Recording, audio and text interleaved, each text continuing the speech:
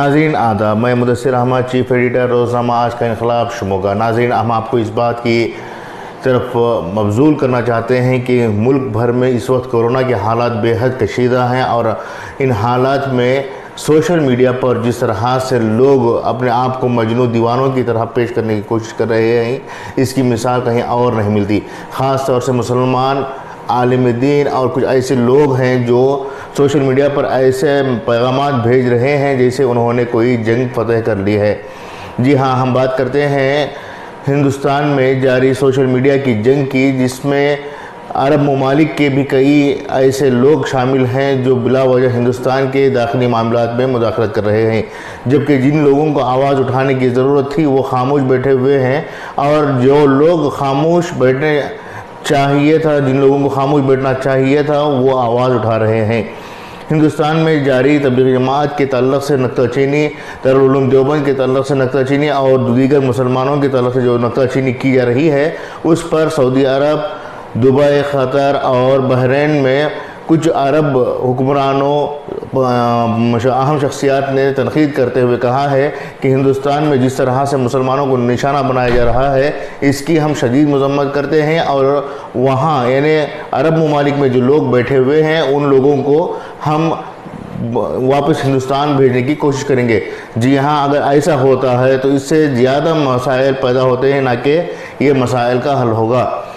دراصل ہندوستان میں جو حالات مسلمانوں کے تعلق سے جاری ہیں، ان حالات کا مقابلہ خود یہاں کے مسلمانوں کو کرنے کی ضرورت تھی، نہ کہ بیرونی ممالک سے ہماری تائید میں آواز اٹھانے کے لیے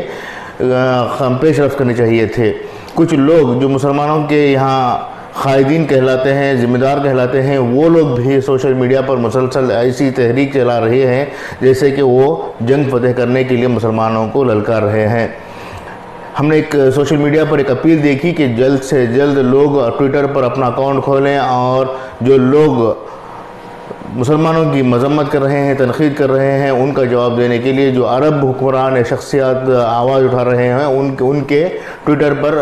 فالو ہو کر ان کی تائید کریں، اور یہاں کے جو سنگ پریوار یا دوسرے نظریات سے جڑے ہوئے ہندو یا دیگر طبقات کے لوگ ہیں ان کی مذمت کی جائے۔ ایسا بالکل ہونا نہیں چاہیے، چونکہ یہ ہندوستان کا داخلی معاملہ ہے، تو داخلی معاملے میں آواز اٹھانے کے لیے مسلمانوں کو ہی آگے آنا ہوگا۔ یہاں کے جو مسلمان ہیں انہیں ہی آواز اٹھانے کی ضرورت ہے، نہ کہ باہر سے آواز دلوانے کی۔ یہ تو ایسی بات ہو گئی کہ اگر کوئی ہم پر دباؤ ڈال رہا ہے یا کوئی ہم پر ظلم کر رہا ہے، تو ایسے میں ہم کسی بڑے سے غنڈے کو بلا کر اپنے محلے میں آواز ڈالنے کے لیے ان سے کہلوا رہے ہیں یا پھر ان کی تائید لے رہے ہیں۔ ایسا بالکل ہونا نہیں چاہیے، چونکہ ہندوستان کے قانون میں ہر طرح کی آزادی ہے، اور ہم اس قانون کا استعمال کرتے ہوئے اپنے حقوق کی لڑائی لڑ سکتے ہیں۔ تو ہمیں چاہیے کہ سب سے پہلے اپنے آپ کو قانونی لڑائی لڑنے کے قابل بنائیں۔ جو لوگ ان باتوں سے ورغلا رہے ہیں کہ عرب ممالک کے اہم شخصیات کی تائید کے لیے آگے آئیں، یہ دراصل بیوقوف لوگ ہیں۔ ان کی باتوں میں نہ آئے، بلکہ اپنے آپ کو ہندوستان کے قانون کے دائرے میں رہ کر عدالتی کارروائی کرنے، قانونی لڑائی لڑنے کے لیے تیار کریں۔ ناظرین، جو عرب ممالک میں وہاں کے اہم شخصیات بیانات دے رہے ہیں، اس کا اثر ہندوستانی حکومت پر بھلے ہی کچھ حد تک پڑا ہو، لیکن یہاں کے جو جاہل شرپسند عناصر ہیں ان کی جانب سے اس بات کی کوششیں ہوتی رہیں گی کہ وہ لوگ مسلمانوں کو مزید ہراساں کریں، بلکہ مسلمانوں کو اس بات پر مجبور کریں کہ وہ غیر ممالک یعنی بیرونی ممالک کے مسلم حکمرانوں کو اپنی تائید کے لیے بار بار بلاتے رہیں۔ ضرورت اس بات کی ہے کہ یہاں کے جو لوگ اس سلسلے کو، اس بات کو لے کر سوشل میڈیا پر پرزور طریقے سے تشہیر کر رہے ہیں کہ فلاں ملک کا بادشاہ، فلاں ملک کی شہزادی، فلاں ملک کا عالم ہماری تائید میں آ رہا ہے، تو اس بات کو پھیلانے کے بجائے یہ دیکھیں کہ ہمارے ملک میں جو ہمارے عمائدین ہیں، سیاستدان ہیں، علماء ہیں، مذہبی شخصیات اور دینی شخصیات ہیں، وہ کس حد تک اپنے رد عمل کو ظاہر کر رہے ہیں۔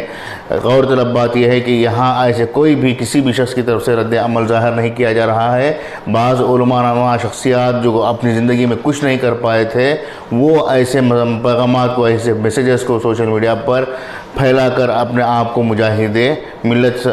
ثابت کرنے کی کوشش کر رہے ہیں۔ آپ ایسے لوگوں کے بہکاوے میں نہ آئیں، بلکہ اپنی عقل لگائیں۔ اور ہماری یہی آخری بات ہے کہ آج کی یہی آخری بات ہے کہ آپ لوگ ہندوستان کے قانون کے دائرے میں رہ کر کام کریں، اس سے آپ کو انصاف ضرور ملے گا، حالانکہ اس کے لیے جدوجہد کرنی پڑے گی۔ آج کا انقلاب کے شمشیر بے نام میں آج ہم آپ کے سامنے اتنی بات کرنے آئے تھے۔ اجازت دیجیے، پھر نئی بات کے ساتھ، نئے سوچ و فکر کے ساتھ آپ کے سامنے دوبارہ پیش ہوں گے۔ اجازت دیں، شکریہ۔